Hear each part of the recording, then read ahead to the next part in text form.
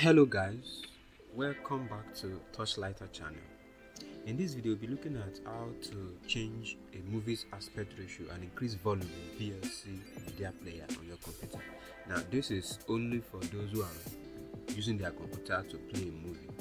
If you're using VLC media player to play a movie on your computer, here are a way to change the aspect ratio. Sometimes you play a particular movie and you discover that it looks too small or too stretched. You can rearrange the screen size of the movie right in the player. Okay, now my favorite way of doing this is to simply down press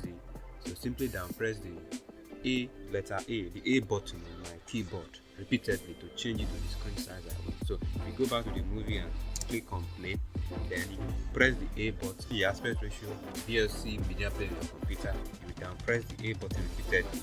A button repeatedly changes the aspect ratio to whichever side you want, screen size you want. Okay, and then the control and the arrow button that points upwards help you increase the use the hidden volume feature of VLC, so I can increase your movie to as much as 200%, so you can get the maximum and enjoy the maximum volume.